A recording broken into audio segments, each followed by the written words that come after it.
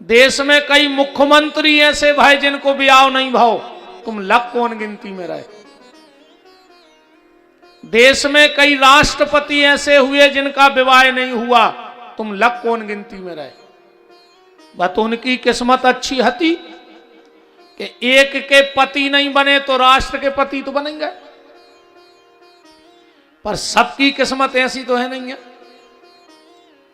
पर एक बात की गारंटी है प्यारे, तुम्हारा जन्म हुआ है तो तुम्हें मरना पड़ेगा, इसकी गारंटी है।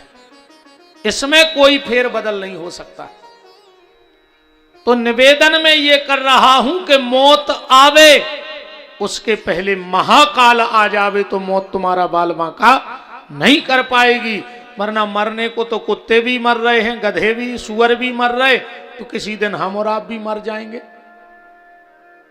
पर हमारी मौत, देखो मौत मिलती है जानवर को,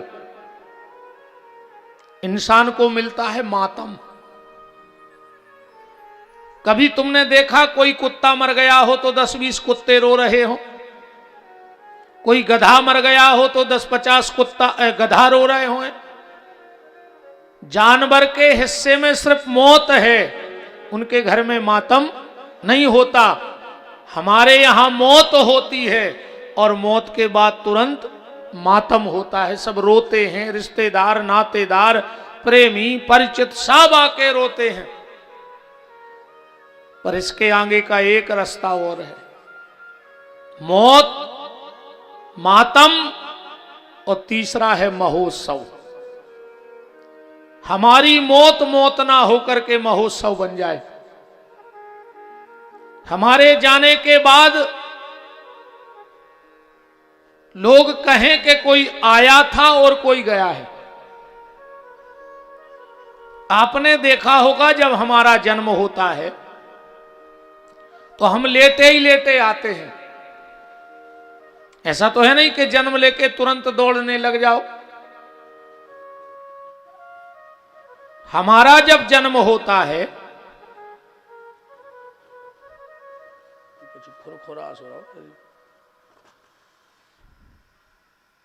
बंद होगा, फिर खुरखुरान लगो।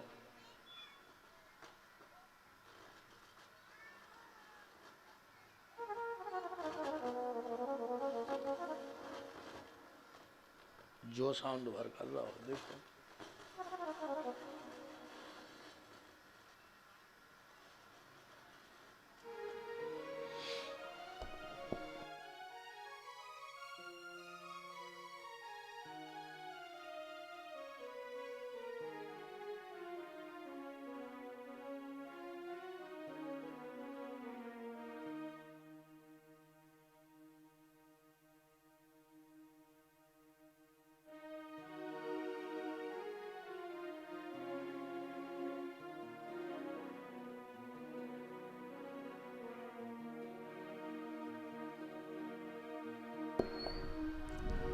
राम, हम जब संसार में आते हैं तो लेटे लेटे आते हैं और आखिरी में ठटरी पे लिटा के अपन को भेज दो जाते हैं। पर जब कोई संत महापुरुष आते हैं तो आते तो हैं लेटे लेटे, पर लेट करके जाते नहीं। आपने कभी किसी महापुरुष की अंतिम यात्रा में गए हो, संत की अंतिम यात्रा में गए हो, तो संतों को कभी ठठरी पे बांध के नहीं ले जाते, उनको बिठा के ले जाते हैं। ले जाते हैं कि नहीं? कारण ये है कि वो जीवन भर भगवान के चरणों में बैठे, तो बैठे ही बैठे यहां से गए हैं। हम लेटे लेटे आए हैं और लेटे ही लेटे यहां से चले जाएंगे। हमारी मौत ना हो, हमारे घर में मातम ना हो। आप कभी किसी महापुरुष की अंतिम यात्रा में गए, वहां कोई रोते मिला? वहां तुरंत भजन कीर्तन बैठ जाएगा, लोग भगवान का नाम उच्चारण करने लगेंगे। क्यों? क्योंकि उनकी मौत नहीं हुई, उनका तो महोत्सव हो गया है। हमारे आपके जाने के बाद भी मातम ना हो, महोत्सव हो, तो समझना कि हमारा आना सार्थक हो गया है। तो अस्थियां बिखरें उसके पहले अपनी आस्था को समेट लो। आज की चर्चा को हम यहां से प्रारंभ करते हैं, ध्यान से सुनना। एक आदमी ऊंट खरीदने गया, बहुत ध्यान से बात को पकड़ना। ऊंटों के बाजार में गया, बहुत ऊंट खड़े थे। 2-3-4 घंटे के बाद उसको एक ऊंट पसंद आ गया। बैठ करके सामने वाले से सौदा हुआ, और जब सौदा हुआ तो ऊंट ले लिया, जितने का भी लिया हो राम जाने। जब वो ऊंट लेके घर आया तो अपने नौकर से कहा कि ऊंट को बांध के आओ।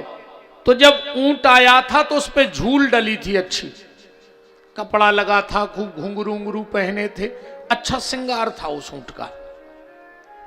अब ऊंट का जो उसके ऊपर झूल डली थी, उसमें एक छोटी सी थैली लटकी थी। तो उसने सोचा ऊंट को अच्छा नहलवा दे, तो पूरा उसका श्रृंगार उतारा। और जब वो झूल उतारी तो उसमें एक थैली लटकी थी। उसने थैली खोल के देखा तो उसमें बहुत कीमती हीरे मोती थे। उसने तुरंत, नौकर ने झोली खोली, अपने मालिक के पास गया, बोले मालिक हमारी और आपकी तो किस्मत खुल गई। बोले क्यों? बोले ऊंट बेचने वाले ने जल्दी जल्दी में ध्यान नहीं रखा और ये हीरे मोती की थैली इसी पे टांग के हमें दे दी। हम लोग तो माला माल हो गए, हमारी तो जिंदगी बन गई। मालिक ने कहा वो थैली धर लाओ। बोले क्यों? बोले हम ऊंट वाले को वापस करने जाएंगे। नौकर ने कहा हमने तुमसे बड़ा मूर्ख नहीं देखा, घर आई हुई लक्ष्मी को ठुकरा रहे हो। उसने कहा ये अपनी नहीं है, हमने ऊंट लिया है ना कि हीरे मोती लिए हैं। नौकर ने कहा मालिक तुम सच में मूर्ख हो। बोले दुनिया मूर्ख कहे तो कहने दो, पर मैं ईमानदारी से ये थैली लौटाने जा रहा हूं। नौकर ने कहा कोई देख नहीं रहा है। मालिक ने कहा बस यही तो गलती करता है जीव, उसे लगता है कि कोई नहीं देख रहा है, पर उस परमात्मा तो सबको देख रहा है, उसकी नजर से तो कोई छुप नहीं सकता है। वो थैली लेके गया, उस जिसका ऊंट था, जिससे ऊंट खरीदा था, उसे थैली दी। बोले तुम्हारे ऊंट पर ये थैली टंगी थी। उसकी आंख में तो आंसू आ गए। बोले मैंने बहुत ईमानदार देखे, पर ये करोड़ों के हीरे मेरी जिंदगी की कमाई थी और तूने वापस कर दिए, मैं तुझसे बड़ा प्रसन्न हूं। उसने उसमें से 2 हीरे निकाले और सामने वाले को ईमानदारी के लिए देने लगा। इसने कहा नहीं नहीं मुझे कुछ नहीं चाहिए। उसने कहा नहीं ये 2 हीरे तो लेने ही पड़ेंगे। वो आदमी हंस के बोला कि सुनो तुम मत दो, हमने 2 हीरा पहले ही निकाल लाए थे उनमें से कीमती कीमती, तुम्हारे देने के पहले मैंने 2 हीरे जो सबसे कीमती थे वो पहले निकाल लिए थे। उसने कहा तुम तो 1 नंबर के बेईमान हो। उसने तुरंत थैली जमीन पे खोली और हीरे गिने तो उसके हीरे पूरे थे। उसने कहा तुम फिर झूठी बोल रहे, तुम कह रहे हमने थैलिया में से 2 हीरा निकाल लाए और हमारे तो जितने हथे पूरे हैं। वो आदमी हंस के बोला कि सुनो हमने 2 कीमती हीरे इसमें से लिए हैं। क्या?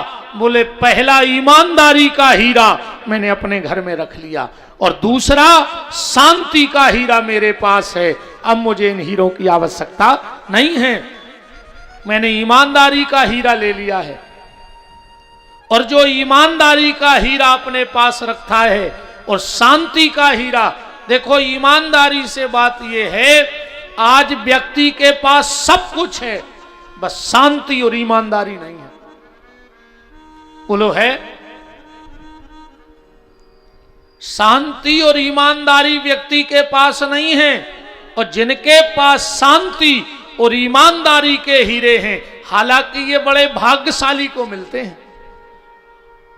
दो चीजें किस्मत वाले को मिलती हैं। सबसे पहले तो हीरा। हीरा कौन सा? ईमानदारी का और शांति का। और दूसरा हरी। हरी और हीरा ये सबकी किस्मत में नहीं होते हैं। बरात जाओ, उते चढ़ा जाओ सामने।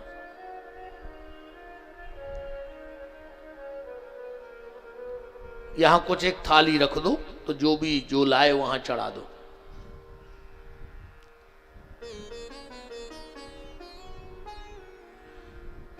कोई बिल्कुल नाराज नहीं होना, पर अब हमारी कथा का ये नियम है कि जिसको आना है तो शुरू में आओ, अब या बाद में आओ, क्योंकि सब मेरी पहचान के हैं, सब मेरे अपने हैं। और एक एक व्यक्ति हर बार आता रहेगा तो कथा कब होगी? इसलिए बिल्कुल आप तो खूब पैसा चढ़ाओ, खूब बेलपत्री चढ़ाओ, पर शुरू में और आखिरी में। हालांकि नुकसान हम ही को है 10-20 रुपया को, पर कोई दिक्कत नहीं।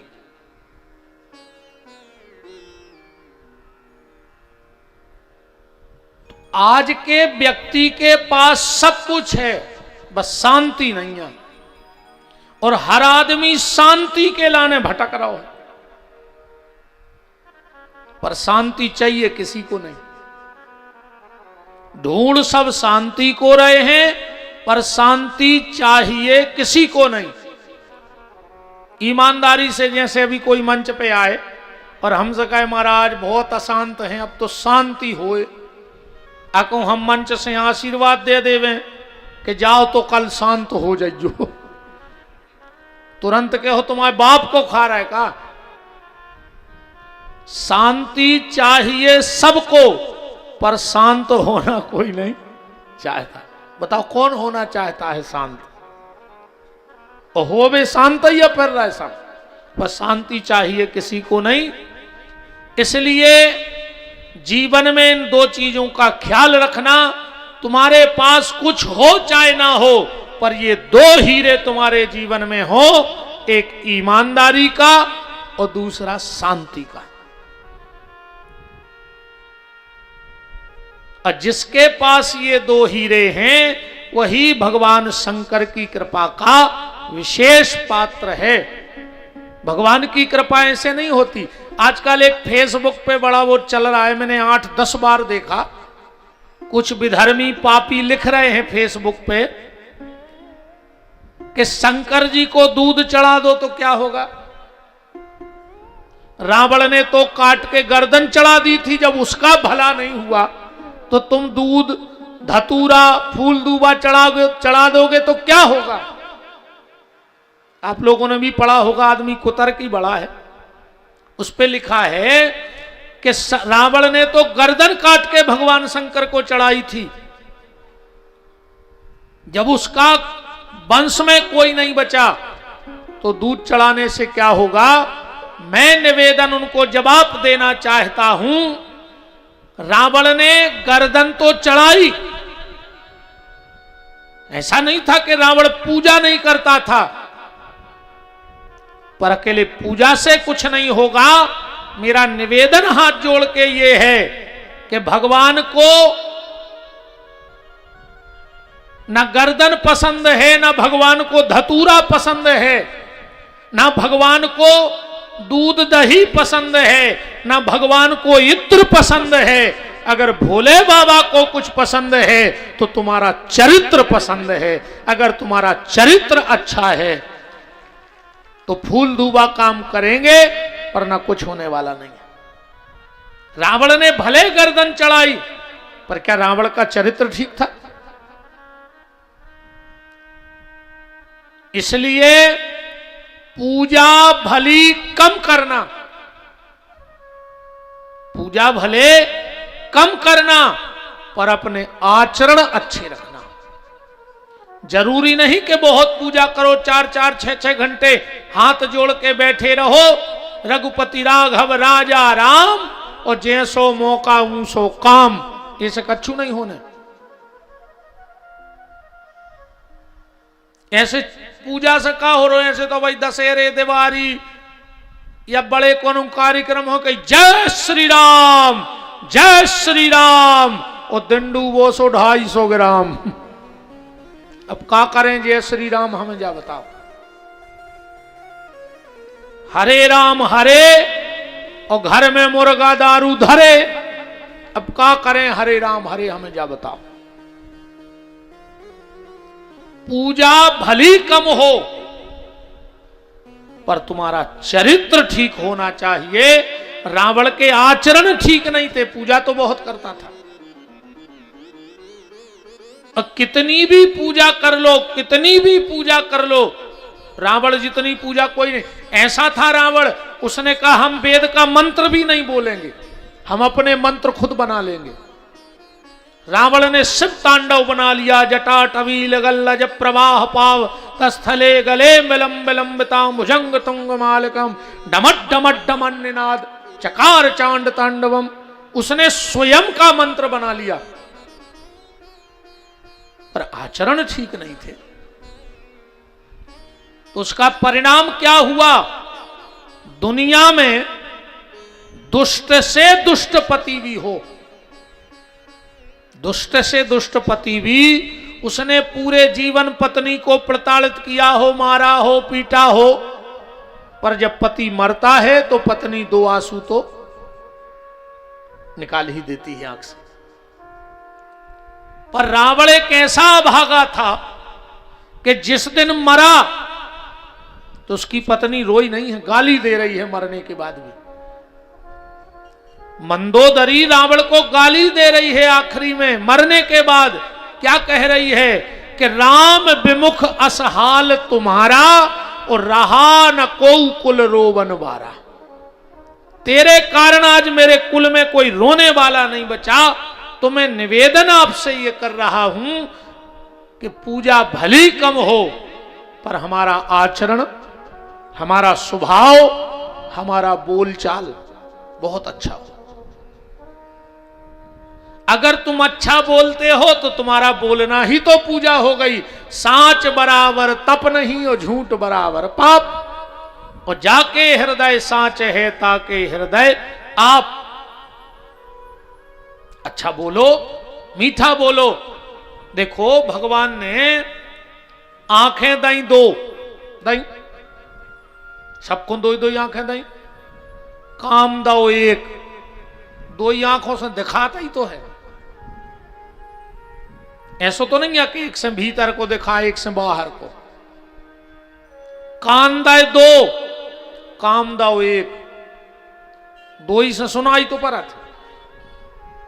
नाक दाई 2, काम दाओ 1, 2 ही से बसाता ही तो है। ऐसा तो नहीं है कि एक नाक बंद कर ले सो बदबू, एक से खुशबू, है ना। आंखें दाई 2, काम दाओ 1, कान दाए 2, काम दाओ 1, नाक दाई 2, काम दाओ 1, और मुंह दाओ 1 और काम दाए 2। मुंह से 2 काम होते हैं। सबसे पहले तो चखना, चखना को अर्थ गलत ने लगा लियो दद्दा हरो, कैसे आजकल चखना कहाऊ जो दारू खोर धरा था पीवे के समय, नमकीन नमकीन ना कहो कि महाराज कह रहे थे चखना भी जरूरी है। चखना का मतलब है स्वाद लेना, भोजन करना। और दूसरा काम है बकना, बकना मतलब बोलना।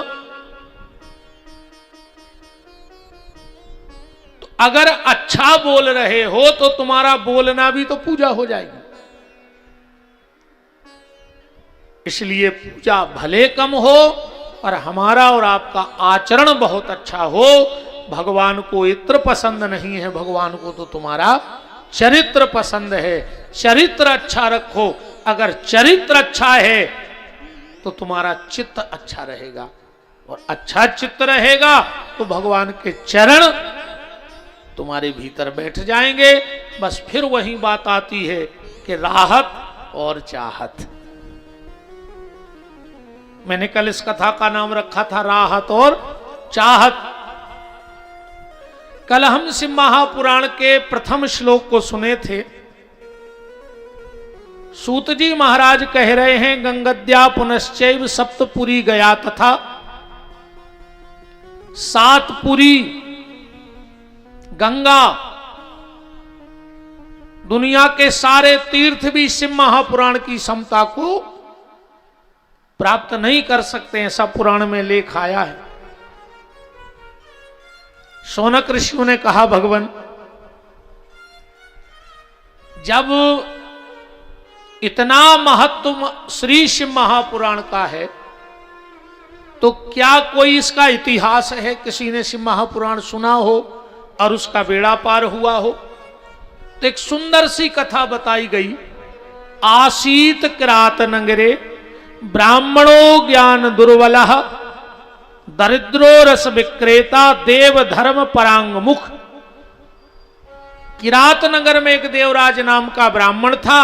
वो खाली नाम का ब्राह्मण था, खाली नाम का ब्राह्मण था, कर्म से ब्राह्मण नहीं था। ब्राह्मण का कर्म ही उसे महान बनाता है। शराब पीता था। एक बात हमारी ध्यान से सुन लो, हो सकता है कई लोगों को बुरा लग जाए और लग भी जाता है, और लग जाए तो उससे हमें कोई फर्क नहीं पड़ता है। शास्त्र कहता है अगर तुम्हें यह पता है कि यह ब्राह्मण शराब पीता है और तुम्हारे घर में अगर वो श्राद्ध का भोजन कर जाता है तो उस दिन तक के तुम्हारे सारे सत्कर्मों को नष्ट कर जाता है, तुम्हें नरक का भागी बना देता है। लाख व्यवहार बने, लाख बिगड़ जाए, पर अगर तुम्हारे घर में श्राद्ध है तो शराब पीने वाले ब्राह्मण को श्राद्ध नहीं कराना चाहिए। और एक बात और सुन लो, माताओं को भी श्राद्ध खाने का अधिकार नहीं है। तुम्हारी संतान महादुष्ट हो जाएगी अगर किसी के घर श्राद्ध का भोजन करने चली गई निमंत्रण में। तो किसी के घर में भी श्राद्ध हो मत जाओ श्राद्ध खाने।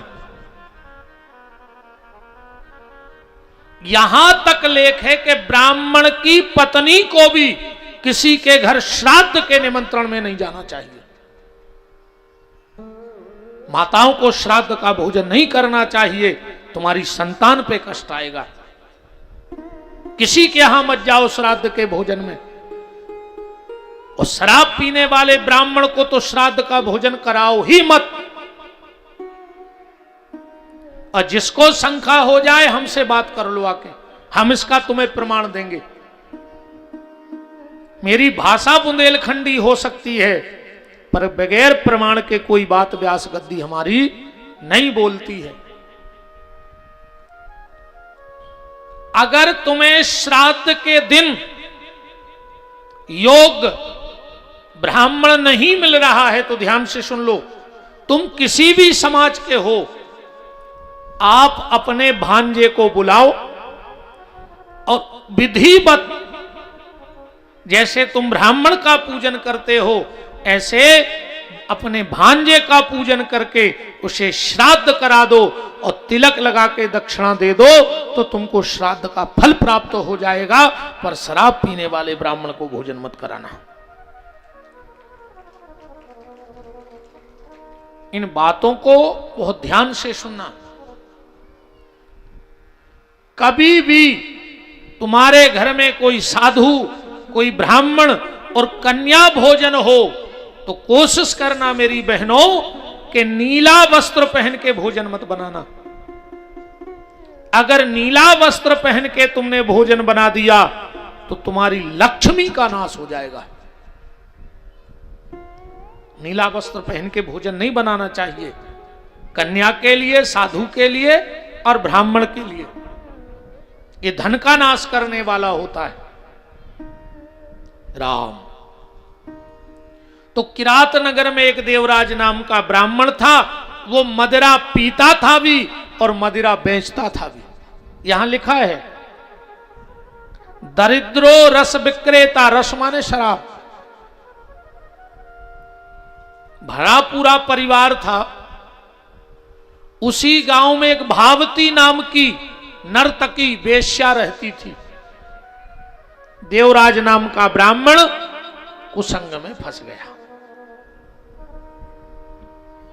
धीरे धीरे उस वेश्या के यहां आना जाना चालू कर दिया और एक दिन उस वेश्या से बोला कि मैं तुझे अपना बनाना चाहता हूं। उस वेश्या ने कहा मेरी दो शर्तें हैं, पहली तो तुझे पत्नी और मां को घर से निकालना होगा और दूसरी सारी संपत्ति मेरे नाम करनी होगी। अब ये तो काम में बिल्कुल अंधा हो गया था। पिताजी थे नहीं, बूढ़ी मां को पत्नी को घर से निकाल दिया और सारी संपत्ति उस वेश्या के नाम कर दी। गोस्वामी तुलसीदास जी ने दोहावली में लिखा है कि पर धन पर मन हरण में गणिका बड़ी प्रवीण। गणिका माने वेश्या। दूसरे का मन और दूसरे का धन हरने में ये बड़ी प्रवीण होती हैं, बड़ी कुशल होती हैं इन कामों में। ये धीरे धीरे देवराज बूढ़ा हो गया और जब बूढ़ा हुआ तो इसने उसे घर से निकाल दिया। सारी संपत्ति तो ले ही ली थी। ये 2-3 दिन का भूखा देवराज नाम का ब्राह्मण चले जा रहा था तो एक जगह कथा हो रही थी शिव महापुराण की। इसको कथा नहीं सुननी थी। ये इस लोभ से बैठ गया कि आखिरी में आज भंडारा है। पंडित जी बीच बीच में कह रहे थे कि कथा के बाद भंडारा है, सब लोग प्रसादी पा करके जाना। तो ये देवराज कथा के उससे नहीं बैठा, भंडारे के लोभ में बैठ गया। और जब पूरी कथा हो गई इसको और तेज बुखार आ गया भूख के कारण। जैसे इसने भंडारे का प्रसाद लिया और हाथ में प्रसाद लिया ही था, सूत जी कहते हैं, और तेज बुखार के कारण इसके प्राण निकल गए। हाथ में भगवान शिव का प्रसाद है और बिना मन के इसने शिव महापुराण की कथा सुन ली है। प्राण निकले। यम के दूतों ने कहा जाओ दुनिया का सबसे पापी ब्राह्मण, क्योंकि ब्राह्मण के लिए सबसे बड़ा अपराध है मदिरा का पान। सबसे बड़ा अपराध क्या है?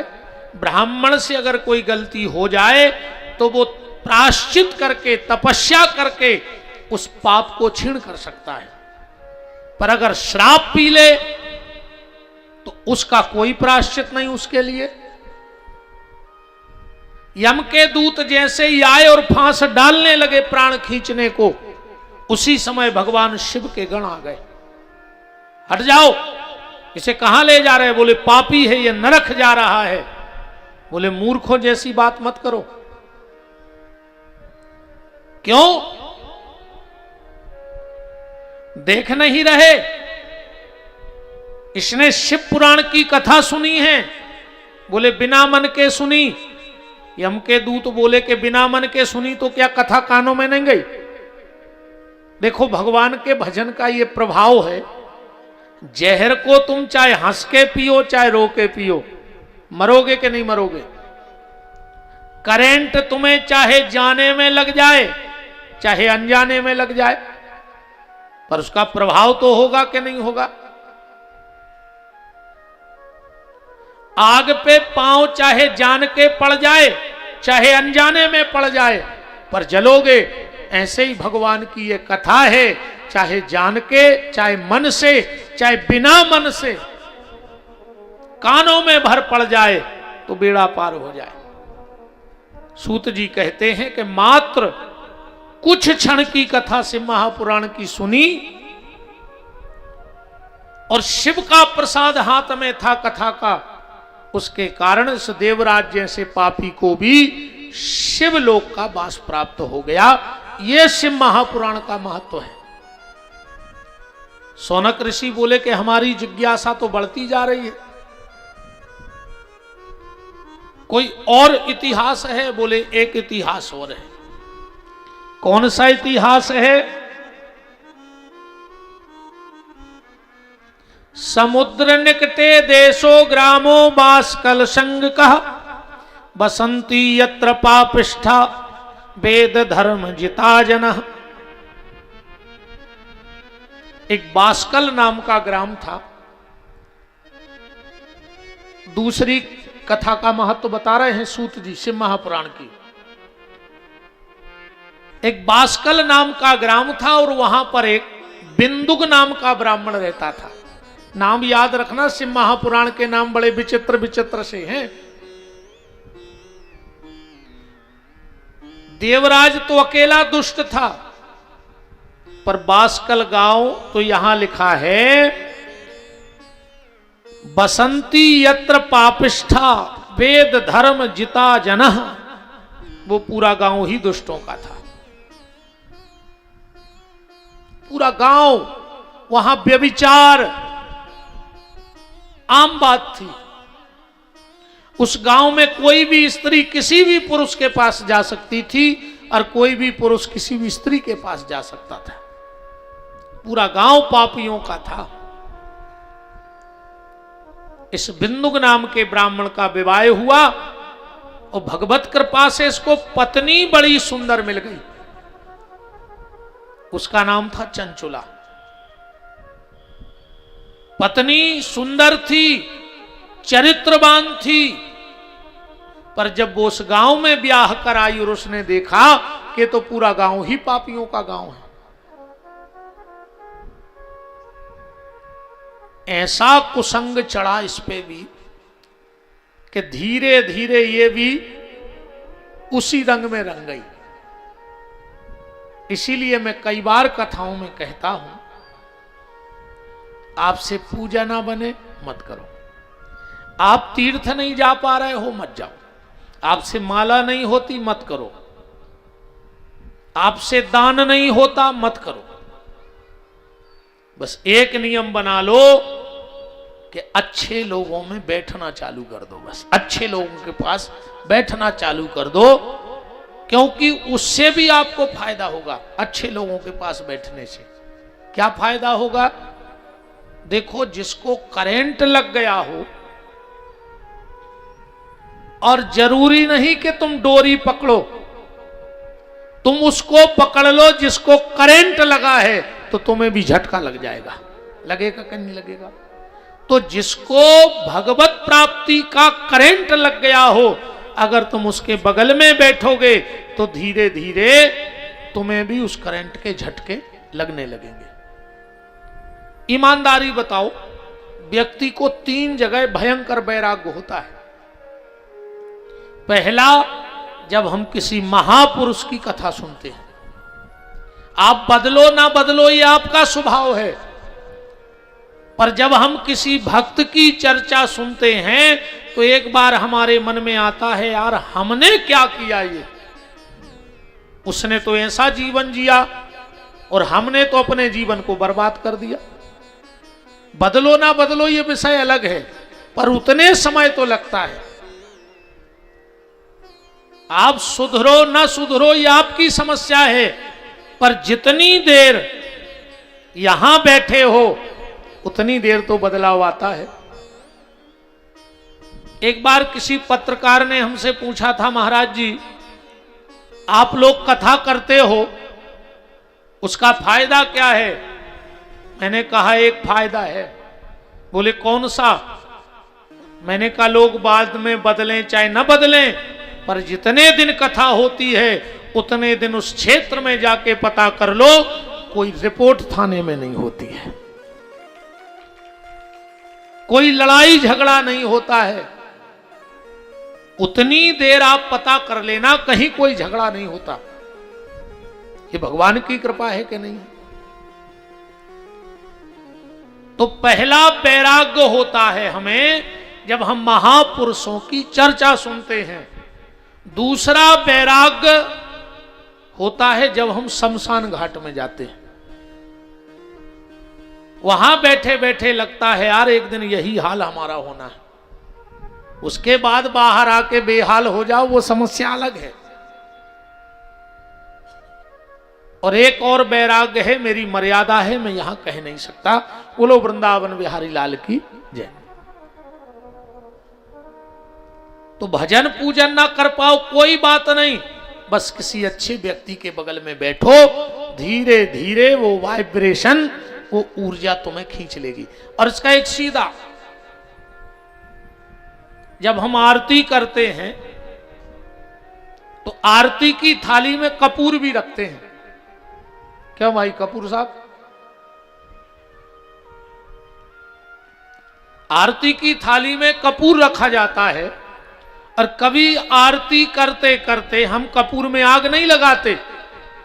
एक हवा का ऐसा झोंका आता है कि कपूर में आग आरती से अपने आप लग जाती है। लग जाती कि नहीं? कपूर से पूछा आग क्यों लग गई? बोले आरती के बगल में बैठे थे तो ज्योति जल गई भगवान की।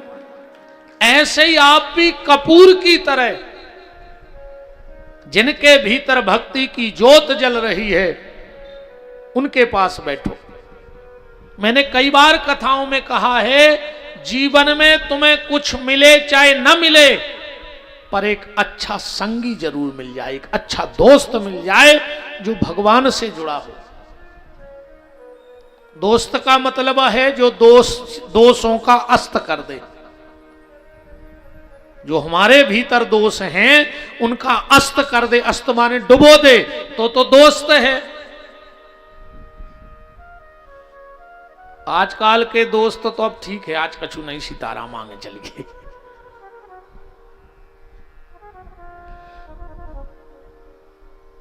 चंचुला पे धीरे धीरे कुसंग का रंग चढ़ गया। एक दिन गांव की कुछ महिलाओं ने चंचुला से कहा कि चंचुला, जब तुम्हारा पति पर पुरुष के पास जाता है तो तुम पर स्त्री के पास जाता है, तो तुम पर पुरुष के पास क्यों नहीं जाती? चढ़ गया रंग। एक दिन देवराज ने देखा, जब घर आया तो अपनी पत्नी को किसी दूसरे पुरुष के साथ देखा तो डांटने लगा। चंचुला ने कहा, जब तुम दूसरी स्त्री के पास जाते हो और मैं दूसरे पुरुष के पास चली गई तो तुम्हें क्या दिक्कत है? ये इतना गिर गया था बिंदु नाम का ब्राह्मण। ये चंचुला से बोला कि मुझे इससे कष्ट नहीं है कि तू पर पुरुष के पास गई, अरे कुछ पैसा ले लेती तो अपना घर तो चलता। इतना गिर गया। धीरे धीरे समय का चक्र चला। सूत जी कहते हैं, कालेन निधनम प्राप्तो जगायम नर कंखलः बिंदे भवत पिशाचो हिमगिरी पापी भयंकर। ये बिंदु मर गया। बिंद नाम के पर्वत पर ये भयंकर पिशाच बन गया। चंचुला भी अब थोड़े थोड़े बूढ़े होने लगे। अब इसको याद आई कि हमें भजन करना है। देखो, हम एक बात और कहें, भजन करना किस उम्र में? मेकअप की उम्र में। जब मेकअप को समय होए तब से भजन करो। कैसे बुढ़ापे में तो चेकअप ही चेकअप होने। बुढ़ापे में भजन नहीं होए। बुढ़ापे में तो कबू शुगर को चेकअप, कबू बीपी को चेकअप, कबू किडनी की चेकअप, कबू हार्ट को चेकअप। ऐसे जिंदगी निकल गई मेकअप में और बुढ़ापो निकल गया चेकअप में। खेल खत्म। इसलिए मेकअप, देखो भजन का प्रभाव मेकअप से काम करता है। उदाहरण, जैसे पोलियो की दवाई बचपन में पियो तो फायदा करेगी। अब किसी 55 साल के आदमी को तुम पोलियो के बूथ पे ले जाओ के पिया दो, काम करेगी? 55 में पोलियो की दवाई नहीं करेगी। पोलियो की दवाई बचपन में काम करेगी।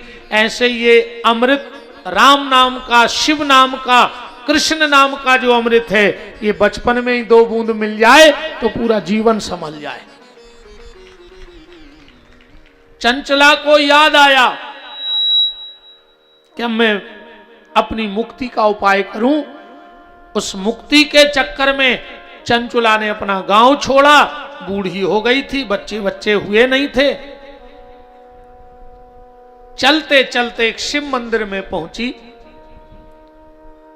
वहां देखा कि शिव महापुराण की कथा चल रही है। और उस दिन संयोग से पंडित जी माताओं के विषय पे बोल रहे थे कि जो नारी अपने पति को धोखा देती है,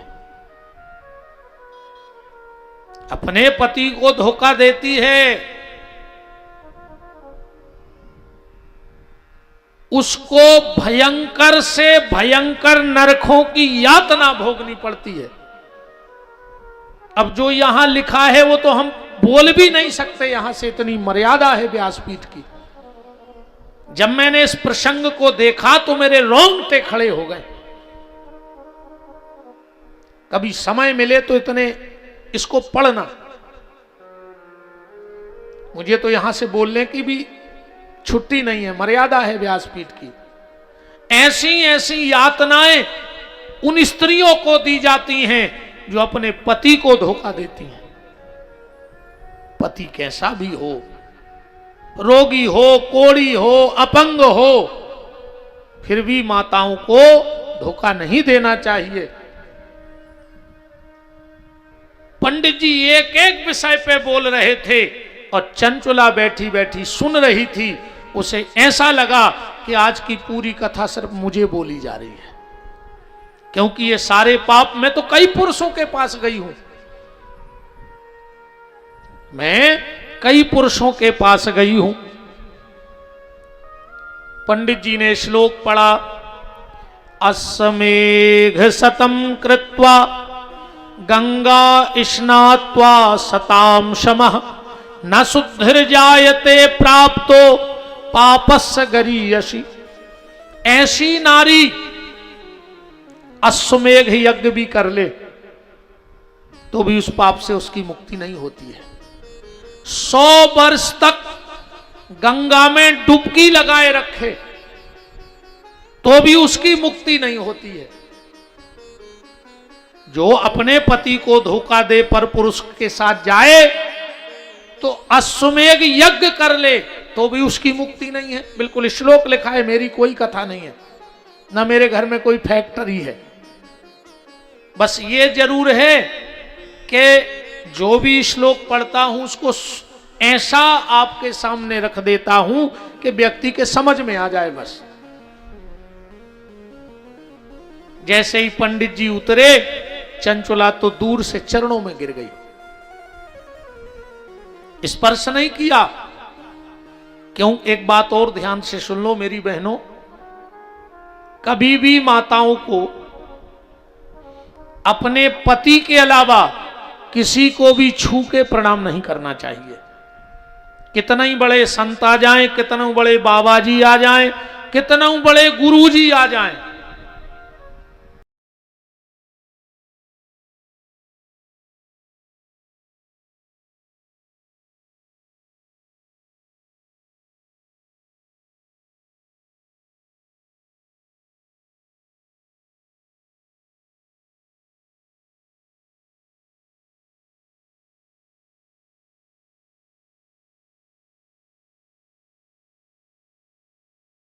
तो तुम्हें वही प्रणाम माना जाएगा।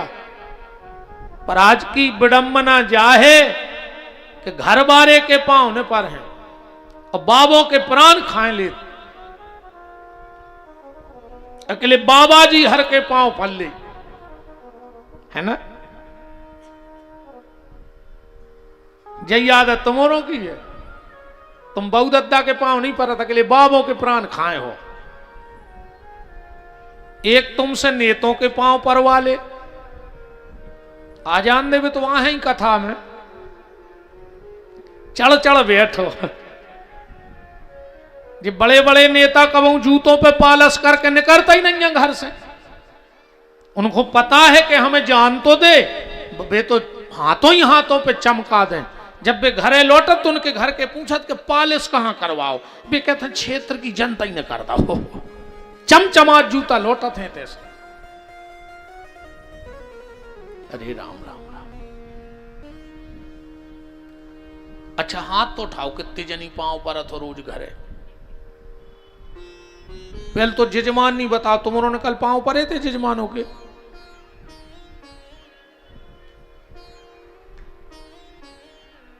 परे थे कल पांव के? नहीं। काय खुंजी नाटक कर रही, कोई मतलब नहीं है। चलो अब ही परो पांव, परो पांव परो, उनमें काय की शर्म? परो, अपने अपने पति के पांव परो जितनी जनी बैठी। अरे खोल ले तुम्हारे पांव, तने काय डरा रहा है? घरे लड़ाइया होने जाके।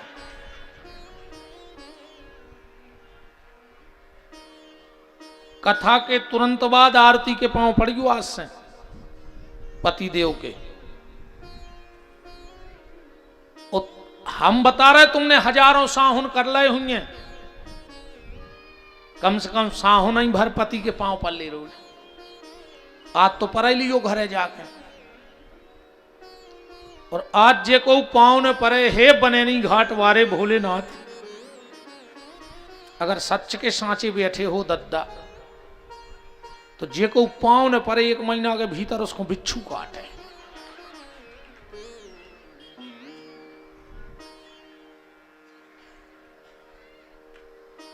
जे को पांव ने परे वो शंकर जी की कसम चढ़ी आज घरे जाकर।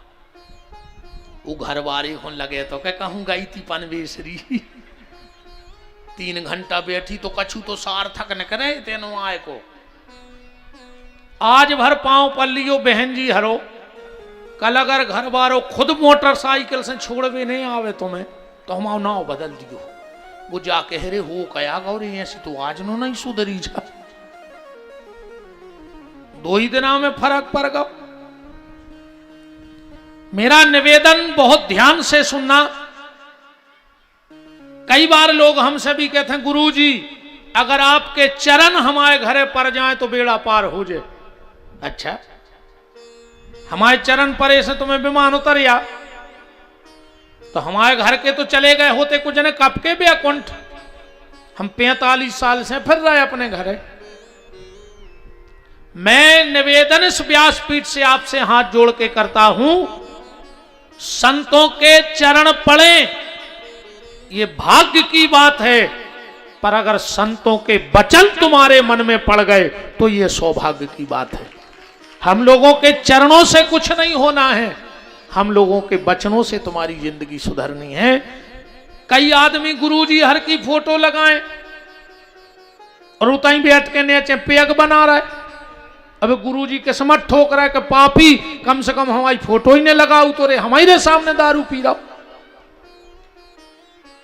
संतों का चित्र तुम्हारे घर में हो चाहे ना हो, पर संतों का चरित्र तुम्हारे जीवन में होना चाहिए तो बेड़ा पार हो जाएगा। संतों की छवि, छवि यानी चित्र, अरे छवि से जुड़ना है तो दुनिया में सिर्फ इनकी छवि से जुड़ो, भोलेनाथ की छवि से जुड़ो, बांके बिहारी की छवि से जुड़ो, जो तुम्हें ईश्वर अच्छा लगता उससे जुड़ो, व्यासपीठ के तो अकेले वचनों से जुड़ो, जो तुम्हें बताया जा रहा है उससे जुड़ो। चंचुला ने दूर से पंडित जी को प्रणाम किया। पंडित जी ने कहा माता जी बात क्या है? चंचुला हाथ जोड़ के बोली पंडित जी आज की जितनी कथा आपने कही है उससे कहीं गुना दोष मेरे शरीर में है, मैंने इससे कई गुना पाप किए हैं, तो क्या मेरा उद्धार नहीं होगा? आपने तो कहा कि अश्वमेघ कृतम गंगा स्नात्वा सताम समः, तो क्या मेरा उद्धार नहीं होगा? और एक बात और सुन लो, ये जो मंत्र है ना लगभग सबको आता होगा, तुमेवो माता च पिता तुमेवो बंधु च सखा तुमेवो विद्या द्रवणम तुमेवो शरवम मम देव देव, आता है ना? अच्छा ईमानदारी से बताओ ये मंत्र है किस ग्रंथ का? कहां लिखा है ये मंत्र? कौन से पुराण का है? कौन से ग्रंथ का है, कौन से वेद का है और कौन से शास्त्र का है। मान के चलो तुम कहीं बोलो ये मंत्र, अब तुमसे कोई पूछे कि भैया ये लिखा कहाँ है, तो क्या जवाब दोगे इसका? आज के बाद जवाब देना कि ये शिव महापुराण के अध्याय नंबर 3 के श्लोक नंबर 56वां है। ये पहली बार मंत्र किसके मुंह से निकला? चंचुला के मुंह से। किसके लिए? पंडित जी के लिए। चंचुला हाथ जोड़ के पंडित जी से कह रही कि अब तो सब कुछ आप ही हो मेरे भाई, गुरु, पिता, माता, मुझे इस पाप से बचा लो। पंडित जी ने कहा माता जी सिर्फ एक उपाय है इस पाप से बचने का, श्रद्धा के सहित बैठकर भगवान शिव की कथा को सुन लो, शिव महापुराण को सुन लो, तो इस पाप से तुम्हें मुक्ति मिल जाएगी। चंचुला रोने लगी, बोली महाराज श्रद्धा तो मेरे पास है पर पैसा नहीं है, मैं गरीब हूं। अच्छा एक बात और है, दो चीजें ईमानदारी बताना, दो चीजें गरीब व्यक्ति के हाथ से निकल चुकी हैं। दो चीजें गरीब व्यक्ति कभी नहीं ले सकता, अब मुझे लगता है। बताओ अच्छा, और गलत हो तो आप बताना। सबसे पहला तो सोना। क्यों भाई सोनी जी, कोई गरीब आदमी सोना खरीद सकता है जो 200-250 रुपए की मजूरी करे और 4-5 लोगों का हो परिवार? तो वो क्या कभी तोला खाड़ सोना ले सकता है? मर जाएगा वो तो अब। और वैसे ही नहीं लेना, मोदी जी ने कह दिया सोना मत लो।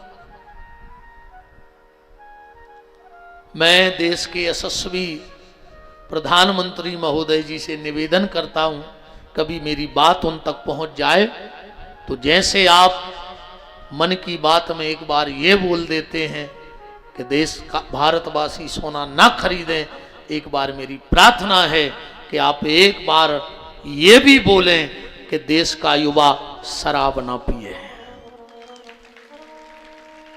ये भी तो बोल सकते हैं कि देश का युवा नशा से दूर रहे। तो एक तो सोना गरीब आदमी की पहुंच से दूर हो चुका है। हो चुका कि नहीं हो चुका? ले सकता? ईमानदारी बताओ आप, मैं गलत बोल रहा हूं तो क्या कोई ले सकता है? नहीं ले सकता। और दूसरे संत, अब गरीब आदमों के संत बचे ही नहीं है। मिल जाए तुम कितना श्रद्धावान बने रहो, कितना भक्त बने रहो, अगर मोटो सो लिफाफा नहीं है तो तुम नहीं हो पा रहे जाली के भीतर। और अगर अच्छो रुपया भर हुए तुम्हारे, तुम्हें कौन से मिलने आधी रात उठवे उठवे पनाई बिहारी। हमें जा बताओ, चलो जी बड़े बड़े ठिकाने हैं, आदमी के तुमसे 6 दिन में नहीं मिल पाता, 8 दिन में नहीं मिल पाता, तो ये बड़े बड़े आदमी आध घंटा में मिलके कहां से आ जाते, फोटो गिर जाते? बताओ आप। ये बड़े बड़े लोग जाते हैं 10 मिनट में कई महाराज जी को आशीर्वाद प्राप्त करो, तो ये कहां से मिले आए? तो वे 6-6 दिन आके डरे भूखे, उनको मिल नहीं रहा है, और भज्जाहर आधी रात मिल रहा है। तो सोना और संत ये गरीब व्यक्ति के हाथ से निकल चुके हैं, अब गरीब को नहीं मिलने वाले। बोलो बाबा विश्वनाथ की। चंचुला ने कहा मैं बहुत गरीब हूं, मेरे यहां तो खाने के भी लाले पड़े हैं। पर धन्य पंडित जी बोले माता चिंता मत करो, अगर तुम्हारा भाव ठाकुर जी के प्रति है भोलेनाथ के, तो मैं तुम्हें शिव महापुराण की कथा सुनाऊंगा, इसी मंदिर में सुनाऊंगा। और तुमने कहा मेरे पास खाने की व्यवस्था नहीं है, तो मैं तुम्हारे बेटे की उम्र का हूं, मैं तुम्हारे भोजन की भी व्यवस्था करूंगा। चंचला बोली पर मैंने तो सुना है कि बिना दक्षिणा के कोई भी धार्मिक कार्य पूर्ण नहीं होता। पंडित जी ने कहा चिंता मत करो, जब पूरा शिव महापुराण हो जाए तो आप हमें दक्षिणा में एक बेलपत्र दे देना, वो हमारी दक्षिणा हो जाएगी। एक बेलपत्र दे देना।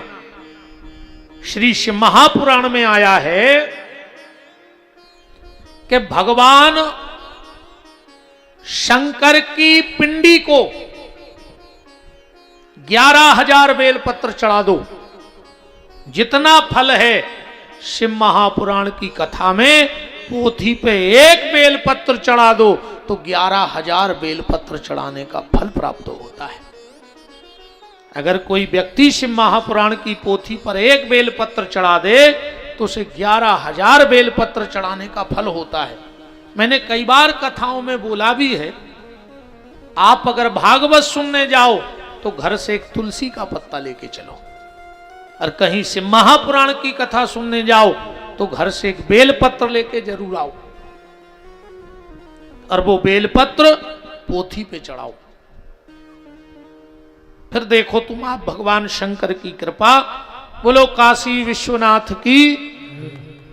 पंडित जी ने बड़ी श्रद्धा के सहित उस देवी को भगवान की कथा सुनाई। आखिरी दिन आया, पंडित जी ने एक बेलपत्र दक्षिणा में लिया। सूत जी महाराज कहते हैं पंडित जी तो चले गए, चंचुला ने उसी मंदिर में रात्रि में क्या देखा, नीलग्रीवम पंचवक्त्रम त्रयंबकम चंद्रशेखरम वामांगे बिभ्रति गौरी विद्युत पुंज समप्रभा। भगवान शंकर स्वयं प्रकट हो गए। पर है वह श्रद्धा की बात। एक बार पार्वती जी ने पूछा भगवान शिव से कि लोग गंगा स्नान करने आते हैं तो क्या सबके पाप धुल जाते हैं? क्योंकि गंगा तो पाप धोती है, तो क्या जो लोग गंगा जी आते हैं सबके पाप धुल जाते हैं? भगवान शिव बोले कि हां, शास्त्र में लिखा है। अरे गंगा स्नान तो बहुत बड़ी बात है। विष्णु पुराण का श्लोक है, गंगा गंगेति यो ब्रूयात् योजना नाम सतैरपि मुंचते सर्व पापेभ्या विष्णु लोकम स गच्छति। अगर 100 योजन से कोई गंगा का नाम ले ले तो विष्णु लोक की उसे प्राप्ति हो जाती है। पार्वती जी ने पूछा कि जो गंगा जी आते हैं उन सबको फल मिलता है? शिव जी बोले देवी विश्वास की बात है ये तो, कि गंगा स्नान करने से पाप दूर हो जाते हैं। पार्वती बोली मैं समझी नहीं। भगवान शिव बोले चलो तो हमारे साथ। शिव जी एक बूढ़ा बन गए और एक नाली में, ऐसे बगल में जो रास्ता था, छोटी सी नदी थी, नाला, उसमें गिर गए। पार्वती जी वृद्ध माता बनी और जो भी गंगा स्नान करके आवे, पार्वती जी कहें भैया हमारा पति बूढ़ा है, बीमार है, नाली में गिर गया है, जरा उसे निकाल दो, क्योंकि मैं भी बूढ़ी हूं तो मेरी भी ताकत नहीं है। अब जो भी निकले वो सोचे चलो भैया वृद्ध आदमी है, पड़ा है, उठा दे। तो जैसे ही वो उस नाली के पास जाता और कहता है दादा हमारा हाथ पकड़ो, बाहर आ जाओ, शिव जी बोले हमें